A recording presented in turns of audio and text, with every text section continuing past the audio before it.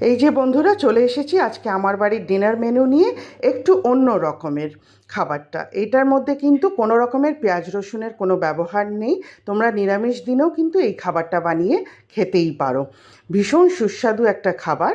তো তোমাদের বলি কি কি বানিয়েছি। এই হলো লাল লাল আলুর তরকারি, কোনো পেঁয়াজ রসুন নেই। তার সঙ্গে আছে মশালা পুরি এবং শেষ পাতে আছে মিহিদানার লাড্ডু।